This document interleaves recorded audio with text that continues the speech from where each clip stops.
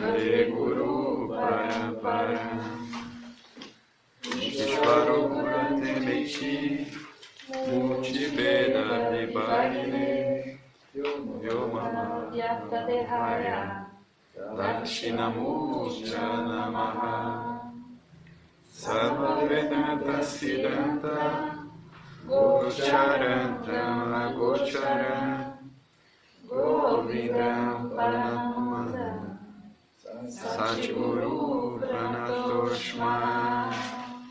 Shanti, Shanti, Shanti. Isso é muito engraçado essa história, porque a minha esposa é muito disciplinada. Ela fica dizendo, você tem que aprender esses mantras sânscritos, você não pode ensinar Vedanta assim. E eu tenho uma mente preguiçosa, uma memória preguiçosa, eu tive muita resistência de desenvolver memória. Então eu falei para ela, não se preocupe que eu vou dar um jeitinho, eu sempre dou um jeitinho. Aí foi chegando o tempo, os dias do meu seminário na Índia, né? Em 3 semanas, pessoas, os vídeos estão gravados para serem publicados. O que eu vou fazer? Eu não consegui decorar ainda, tentei, mas não consigo. Aí eu peguei, estampei isso, dei uma cópia para todo mundo, falei assim, ó, a gente vai cantar. Ficou perfeito, as pessoas amam todo mundo participando desse canto. Naga, microfone.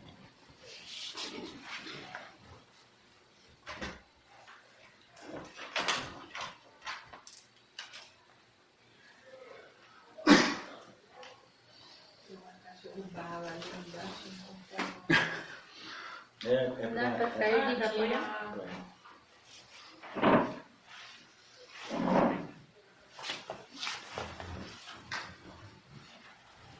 Pronto. Pronto? Ok. Está focando no gato. Pronto.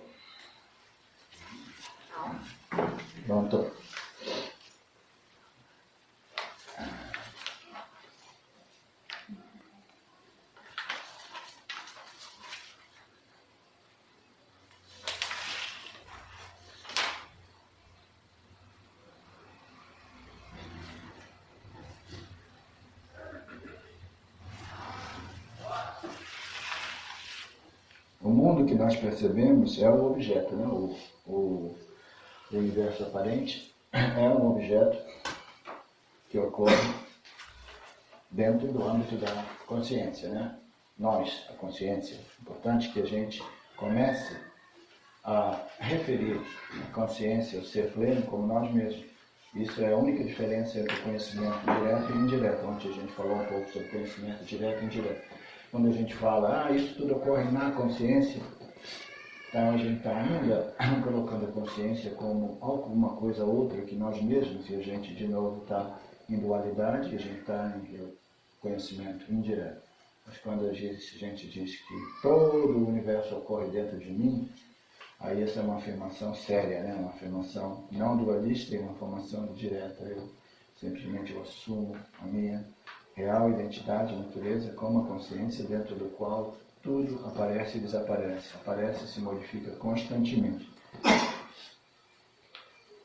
Tudo isso é um objeto. Ele é aparentemente real, o que significa que ele não é absolutamente real.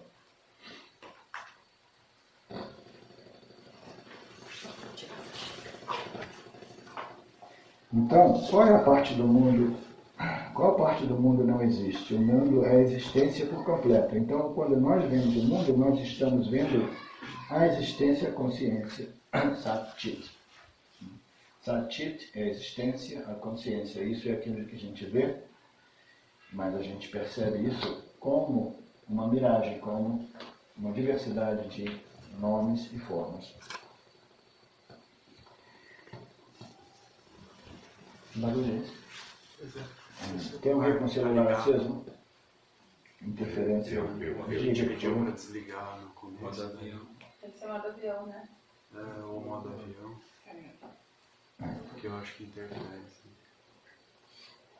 Porque essas interferências podem vir de fora também. Quando você vê uma mesa de madeira, você, na verdade, você está vendo o elemento essencial, fundamental da mesa, que é a madeira.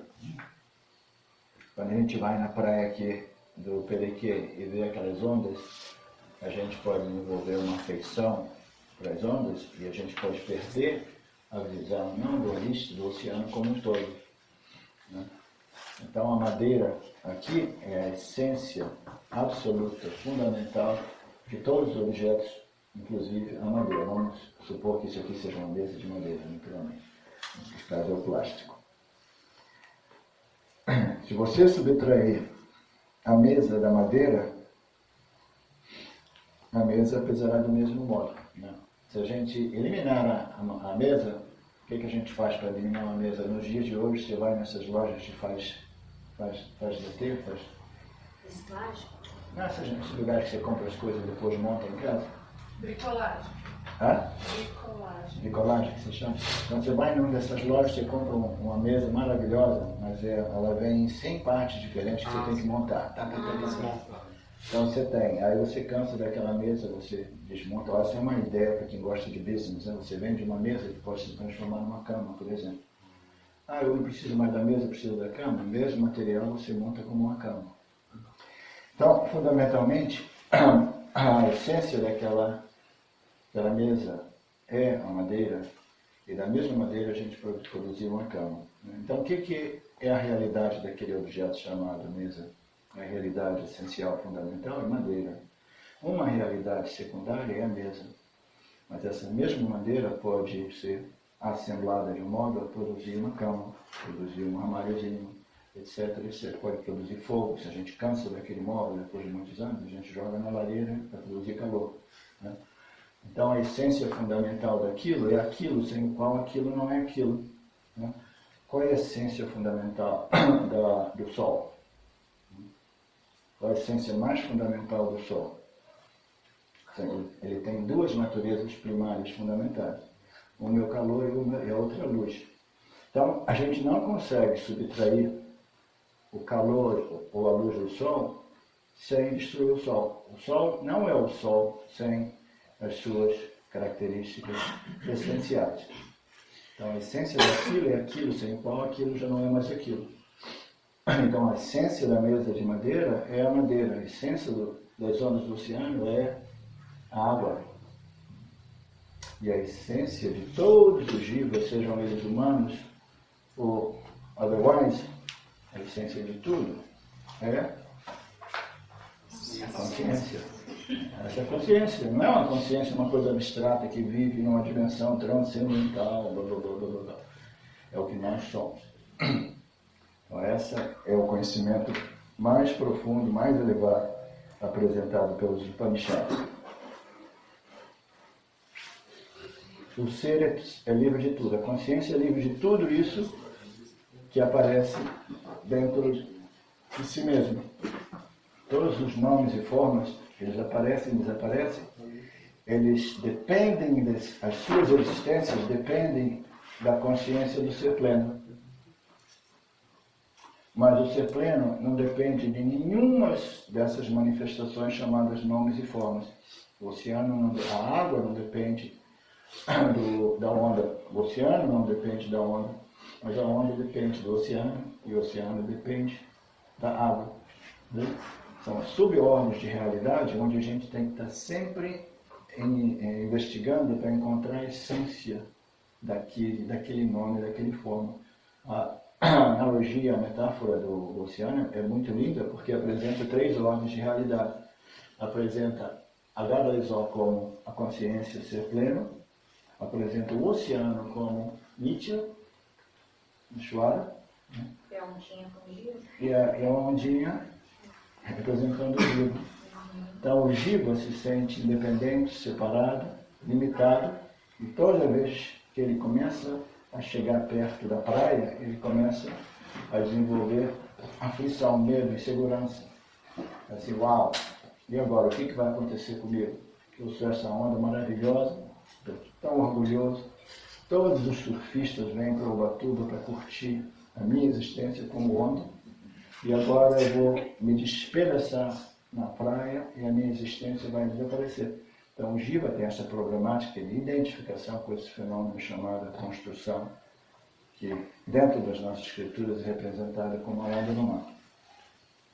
Então, quando o Jiva se toca, que na verdade, ele, em realidade, ele não é uma onda, porque qual é a diferença entre a onda e o oceano? O que distingue? Qual é a separação? Onde é que é a fronteira entre a onda e o oceano? Não existe, né? A onda depende do oceano. O oceano não depende da onda. Mas a existência dessas duas ordens de realidades aparentes, entendeu? Não são separadas. Elas são interdependentes. Elas não são interdependentes porque o oceano, em tempos de calmaria, ele não depende da onda. A onda desaparece e a existência do oceano permanece inalterada. Mas o oceano, a onda depende do oceano. Então, o oceano é a representação de Ishvara. Tudo, o Jiva depende de Ishvara. Tudo nessa ordem de realidade chamada Nitya depende de Ishvara. Ishvara não depende de nenhum nome, nenhuma forma. Ele existe unmanifesto e manifesto em sua dimensão causal. Mas, fundamentalmente, Ishvara, Jiva.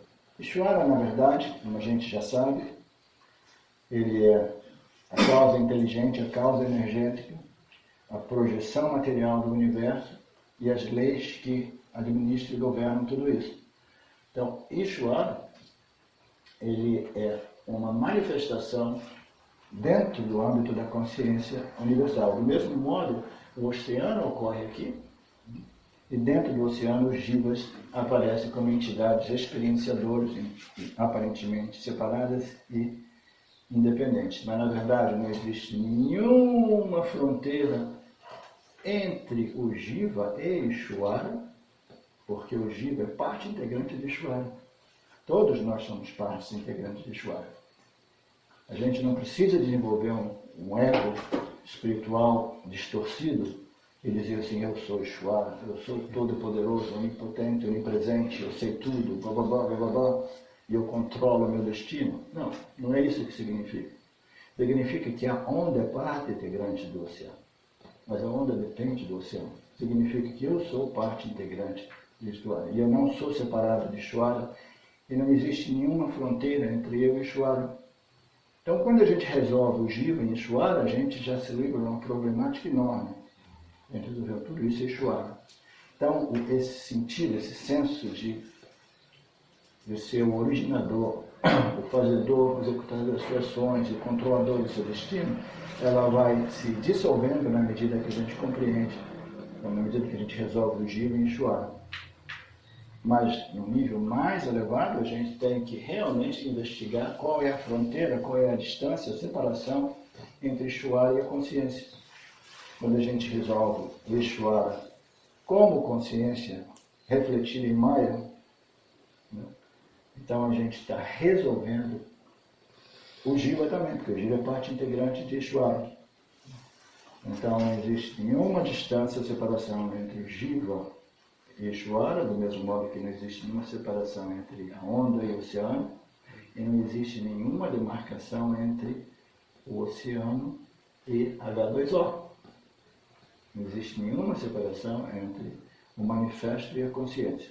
Então tudo isso é a consciência, aparecendo como expressões as mais diversas de nomes e formas, devido ao poder de Maya.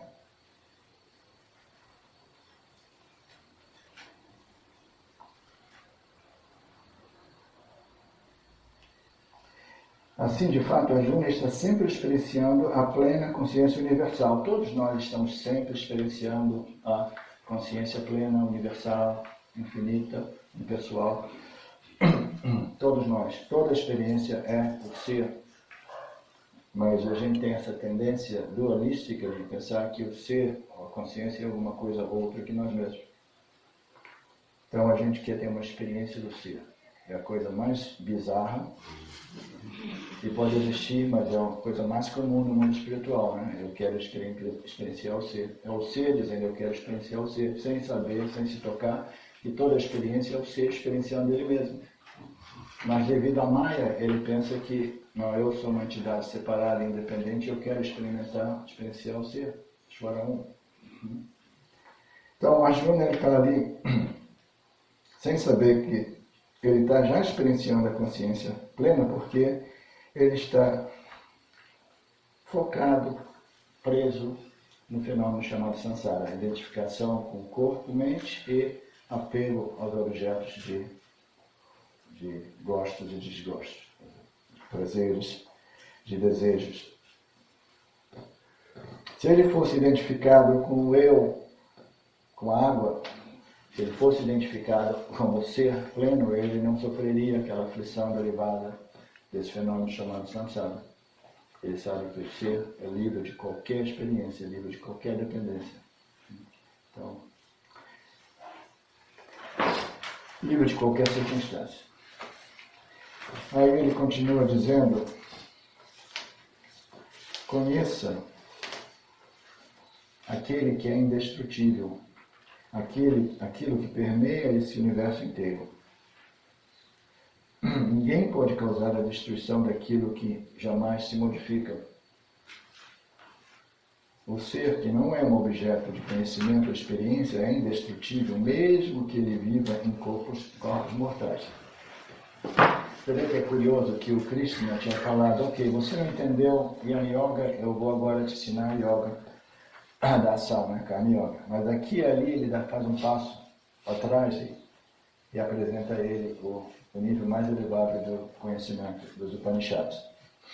Conheça aquilo que é indestrutível, aquilo que permeia o inteiro universo. Essa é uma analogia das mais maravilhosamente lindas. O ser é aquilo que permeia, penetra e sustenta a inteira projeção chamada Maya. Essa miragem, como projeção, ela corre dentro do ser. E o ser permeia tudo e ele não é afetado por nenhuma dessas projeções. Ele permeia tudo do mesmo modo que o espaço permeia todos os objetos. Ele acomoda, sustenta, permeia e mantém todos os objetos dentro dele mesmo, sem nenhuma modificação dele mesmo.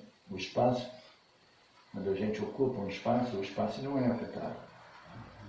O espaço que você está ocupando ali, por exemplo, ele não deixou de existir. Por quê? Porque o espaço, ele penetra e permeia. O espaço existe dentro de você. Você ocupou um espaço aqui e o espaço imediatamente permeia todas as células do seu corpo. Todos os átomos, isso é tudo espaço. Nós somos feitos de espaço. Espaço e energia, aparecendo como matéria física. Então o espaço permeia e sustenta tudo. Toda essa projeção ocorre dentro da consciência. E essa analogia entre espaço e consciência é muito legal. O espaço é o único elemento entre os 5 elementos. O espaço é o único elemento que permeia todos os outros elementos dependem do espaço. Ele permeia todos e ele é livre de todos. Todos os outros elementos devem a sua existência ao espaço.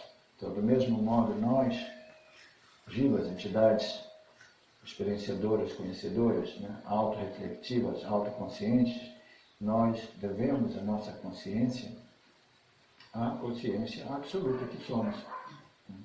Nós somos refletores, mas fundamentalmente nós somos a consciência. Por quê? Porque qual é a diferença entre um raio de luz antes dele refletir num espelho e depois que ele refletir no espelho? Essa é uma noção muito sutil, mas muito linda. O Jiva não é a construção corpo-mente. O Jiva não é a mente. O Jiva não é o corpo sutil. O corpo sutil produz o fenômeno chamado Jiva Roja. O Jiva é o reflexo da consciência no corpo sutil. Quando ele reflete, nós temos aquilo que a gente chama de Jiva, que é a consciência refletida. E por que a consciência refletida tem o potencial de realizar a sua real natureza? Porque fundamentalmente não existe nenhuma diferença entre um raio de luz refletido, depois de refletido, e o raio de luz antes de refletir no espelho. Antes de refletir, qual é a natureza daquele raio de luz? Raio de luz. Raio de luz. Ela reflete no aparato refletor do Jiva, aí ela aparece no outro lado como consciência refletida. O que a consciência refletida tem em comum com a consciência original? A consciência. O que os raios de luz antes de refletir têm em comum com os raios de luz depois da reflexão? É a luz. A luz. Então, fundamentalmente, nós somos a luz da consciência. E a gente tem a capacidade de inferir, compreender diretamente isso, porque a nossa natureza, fundamentalmente, é a consciência livre de toda e qualquer modificação, livre de qualquer experiência.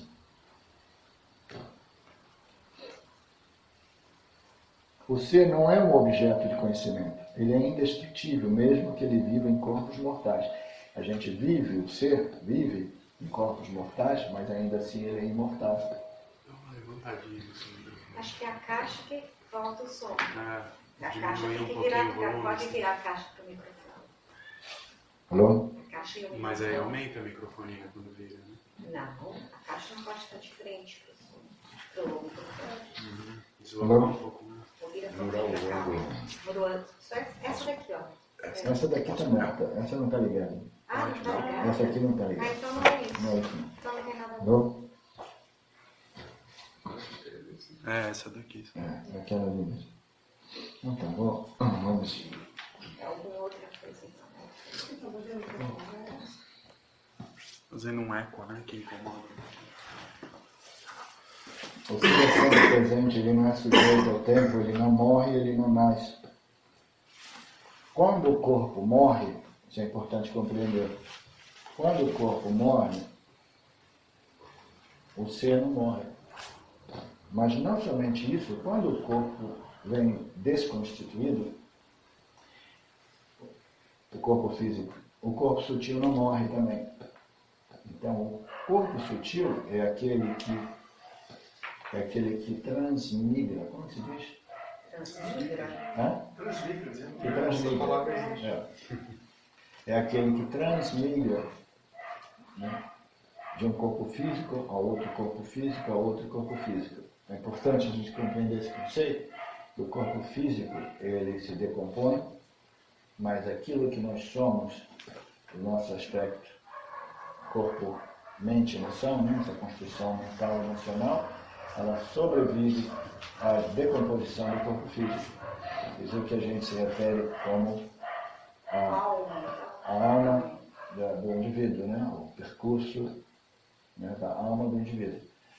Então, o corpo causal o corpo sutil se recolhe no causal e permanece ali com todo esse conteúdo mental, emocional, esperando por um outro corpo físico. Aí a gente volta. Agora, tem dois níveis aqui. Você não se preocupa porque o seu corpo sutil sobrevive e você, como consciência, você vive além do conceito temporal de morte, vida e renascimento. Então, você jamais nasce e morre, e você nasce e morre, mas você não se preocupa porque você vai sempre obter um equipamento novo para dar continuidade às suas expressões kármicas, ao seu processo kármico. Sempre até quando? Hã? Sempre até quando? A ignorância é eterna, sempre existiu, sempre existirá. Ela pode ser terminada, ela só pode ser terminada individualmente através do autoconhecimento. Hã? O corpo sutil é recolhido no corpo causal, mas para que haja experiência, o corpo sutil precisa de um novo corpo físico. A gente só é uma entidade experienciadora, conhecedora, quando nós somos ancorados no corpo físico. Porque somente quando nós somos ancorados no corpo físico, nós temos os instrumentos de percepção e os instrumentos de ação. Então, o conhecimento e a experiência só é possível através dos instrumentos de percepção e instrumentos de ação. Só assim que a gente pode transacionar com o mundo e trabalhar os nossos karmas.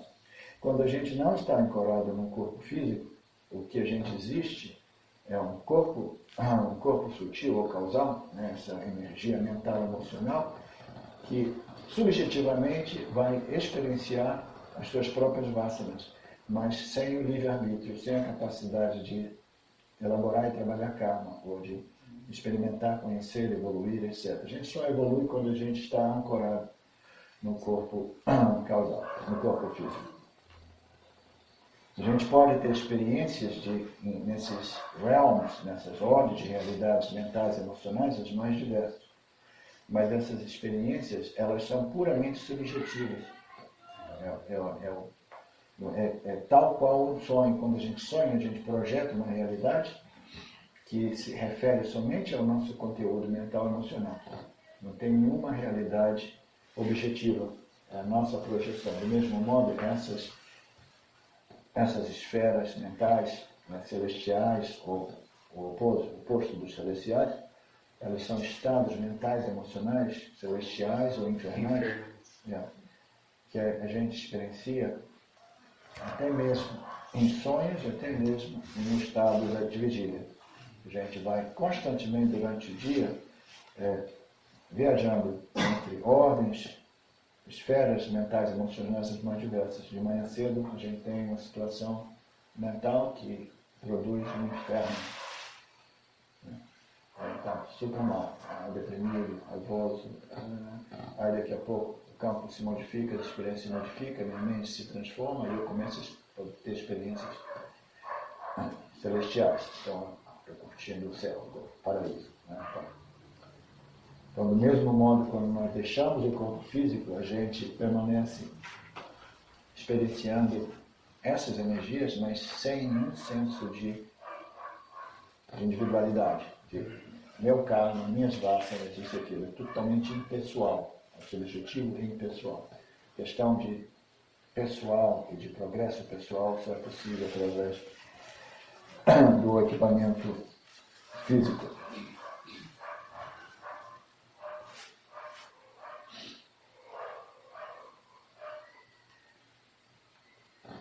Ele é sempre presente e não está sujeito ao tempo. Quando o corpo morre, ele não morre.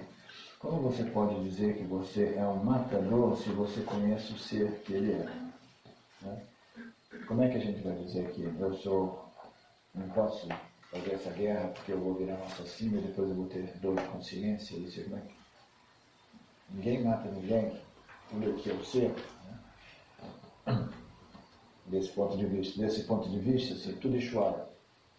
Ishvara designou você como Swadharma, o general do seu exército, aquele que deve restabelecer e manter o Dharma. Portanto, siga a sua natureza aparente como general do seu exército.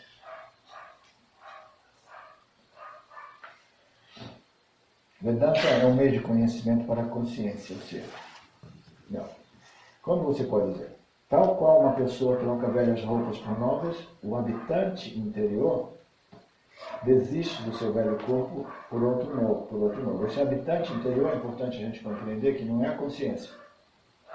Porque o habitante interior, a consciência, ela não transmigra de um corpo ao outro. Tá? Isso é muito importante. A consciência, ela é actionless, acarta, ela é nível de qualquer ação. Ela não assume um corpo, ela não passa de um corpo ao outro, etc, etc. Esse habitante interior se refere ao nosso corpo sutil. Né?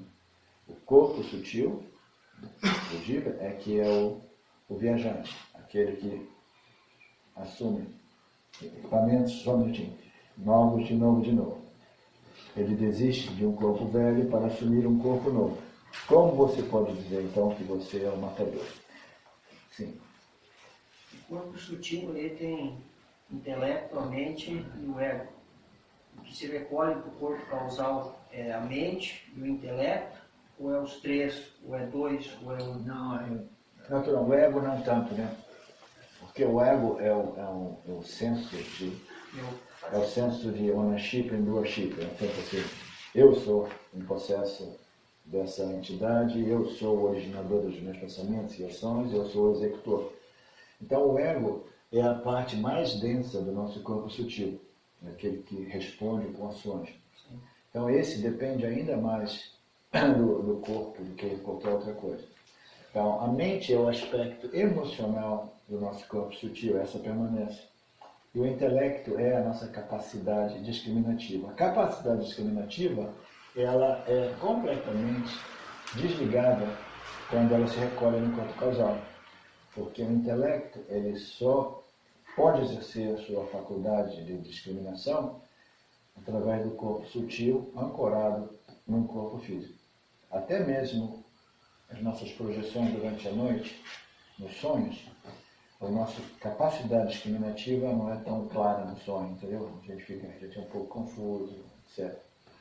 Então, somente no estado de vigília, o nosso intelecto tem sua faculdade de discriminação e total disponibilidade para nós. Então, o corpo sutil são as energias, fundamentalmente, o corpo sutil se recolhe no corpo causal, significa a nossa existência como jiva, elas são resumidas naquilo que a gente chama de ragas e dveshas, meus desejos e aversões, meus quereres e não quereres, meus gostos e desgostos, meus desejos e aversões. Então, tudo isso é o que fundamentalmente define que é o jiva. Então, as nossas vasanas, a nossa mente, ela se recolhe como vasanas, tendências, gostos e desgostos, né, condensados, né, nessas impressões extremamente sutis, não permanecem não como potencial. Mas a discriminação é perdida. Isso aqui são só modos, isso aqui, esse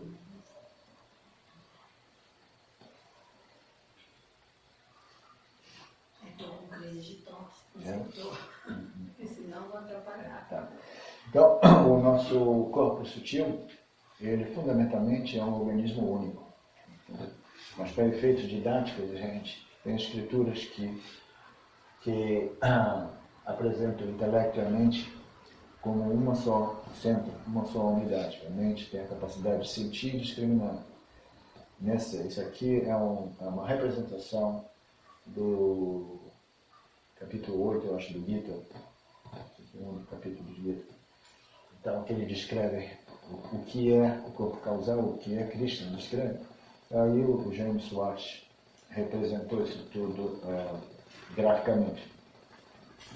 Então, inspirado nos gráficos de Shimananda do passado, né? Mas tem outras escrituras que apresentam outros centros dentro do corpo sutil, inclusive o centro das memórias, né? A gente tem as memórias, onde é que estão as nossas memórias aqui e aí, para efeitos didáticos, a gente coloca, tem as memórias, tem isso, tem aquilo. Armas não podem destruir o seu, fogo não pode queimá-lo, a água não pode molhá-lo. Isso a gente já leu, né? Né? Então eu virei página errada. Isso aqui é super legal.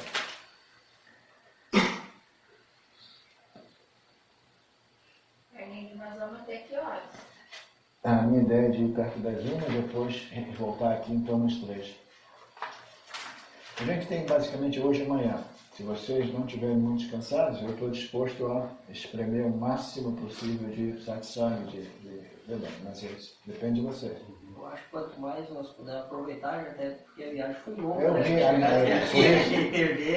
por isso Por que eu sugiro que a gente faça um esforço, porque eu vi o esforço que vocês fizeram para chegar até aqui, o esforço que eu fiz para chegar até aqui também.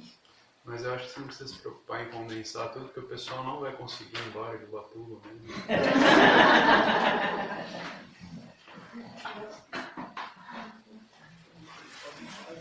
Algumas pessoas veem o ser como uma maravilha. Outras falam dele como uma maravilha. E algumas escutam sobre ele como uma maravilha. Mesmo após escutar a respeito do ser, as pessoas ainda não o compreendem.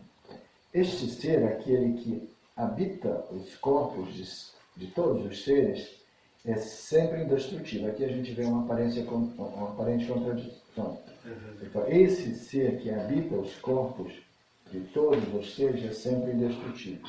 Então, esse ser, essa consciência, ela vivifica, ela anima, vivifica todos esses seres sem fazer nada. Ela não faz nada, mas sem esse ser, a consciência plena, nada existe. Todos nós devemos, todos os objetos do campo devem sua existência ao ser. O ser é esse princípio que tudo depende dele, ele não depende, ele é livre de tudo, nada ocorre sem ele, mas ainda assim ele não faz nada. São aparentes contradições.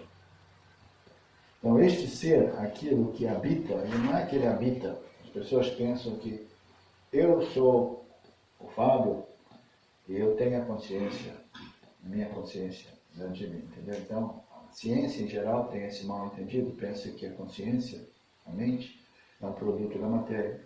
Mas, na verdade, a consciência, ela acomoda esse corpo, ela, ao mesmo tempo que acomoda, ela produz, na verdade, ela produz essa construção corpo-mente e ela vivifica e anima e opera essa construção corpo-mente, né?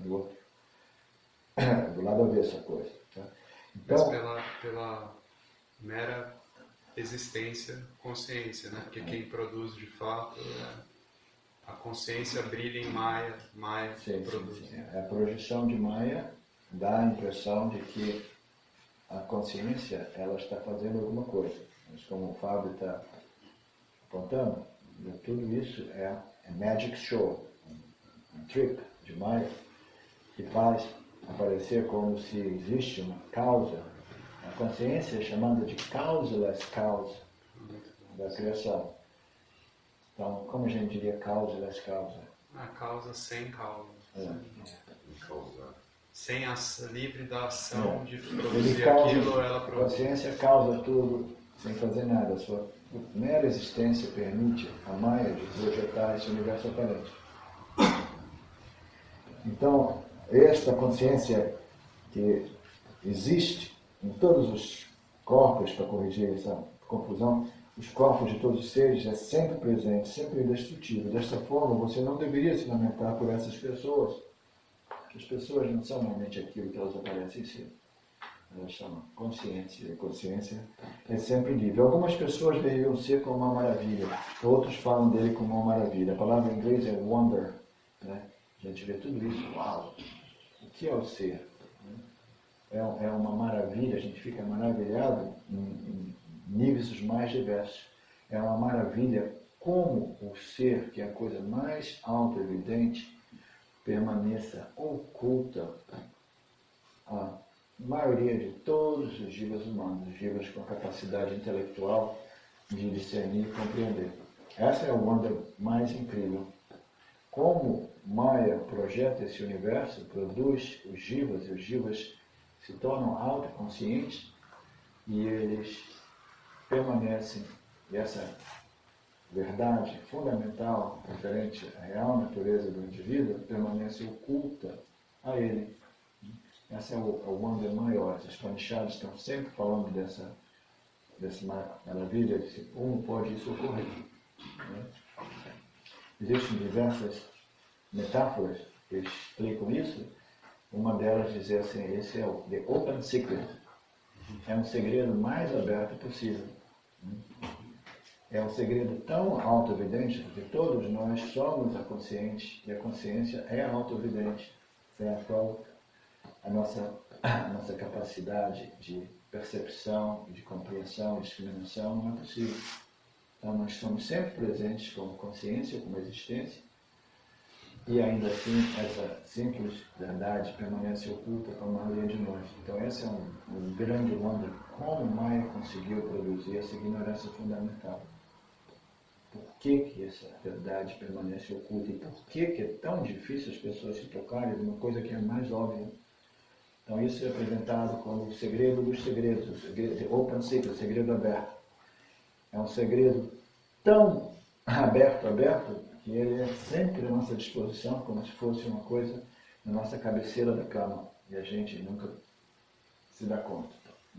Do mesmo modo que os olhos veem tudo, e eles não conseguem ver eles mesmos, nós, a consciência, podemos perceber experienciar e compreender tantas coisas e ao mesmo tempo a gente não se percebe como consciência. O mesmo que uma câmera fotográfica consegue capturar tudo, quando a gente vê as fotos, a gente vê, uau, está tudo aqui, mas tem sempre um elemento que falta. A câmera jamais aparece na fotografia. O fotógrafo jamais aparece, né? Nos dias de hoje você bota no alto. Então, do mesmo modo, a consciência é aquilo que vivifica, permeia da vida, anima tudo, que faz todo esse universo, né, dançar, esse jogo da dinâmica do universo. Ela produz tudo isso, ela produz os giros humanos, os giros humanos são as entidades experienciadoras e conhecedoras da consciência, mas a gente tem essa ignorância que é difícil para a gente capturar essa coisa tão extremamente simples, mas ainda assim, por qualquer motivo. Isso é a grande wonder que esses versos se referem. Tem uma outra analogia legal.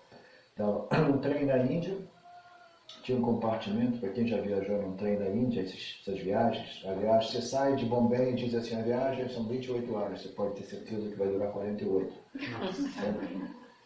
Então você sai de lá, é uma viagem do norte, do sul ao norte da Índia, 48 horas, na verdade 3 dias. Aí, quando você senta lá, e você começa a fazer amizade com os outros indianos. Assim, Baba, where are you coming from? E você começa a conversar com eles, etc. Aí, quando você vê, tudo família, né? Me dá um pouco da sua comida, pá. Aí, no meio da noite, o cara, quando estava chegando assim, de tardinha, um dos caras pegou, abriu, ele tinha uma paranoia, estava sempre contando o dinheiro dele, com medo de perder o dinheiro dele, um apego, né? Ele tira essa bola de notas, todas elas notas de 500 rúpias cada uma, né? Aí conta elas todas, ok, 200 mil rúpias. Ele falou, tem tudo aqui ainda. Aí um dos caras no compartimento era um ladrão profissional. O ladrão profissional falou assim, essa é a coisa mais simples, mais fácil, não preciso quebrar porta de ninguém, não precisa entrar pela janela, você está tudo aqui, o cara contando o dinheiro. Aí o cara olhou assim e falou assim, não confio nesse cara está com um jeitinho de ladrão profissional. Entendeu? Aí ele escondeu o dinheiro. Só o ladrão profissional, no meio da noite, esperou todo mundo começar a roncar, mas quando todo mundo estava roncando, ele vai lá e começa a procurar,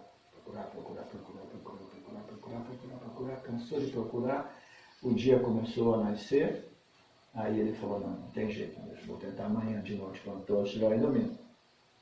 Na segunda noite, de novo, ele começou a procurar, o dia nasceu, ele não achou o dinheiro.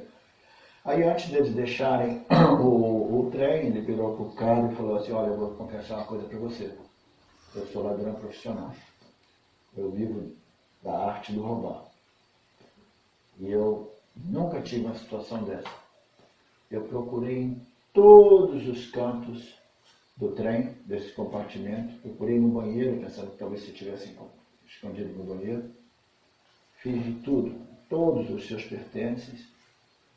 Agora, diz para mim, onde é que está o seu dinheiro? Aí o cara falou assim, não, peraí só um momento. Ele foi lá, botou a mão debaixo do travesseiro do cara, dentro do lençol, e tirou.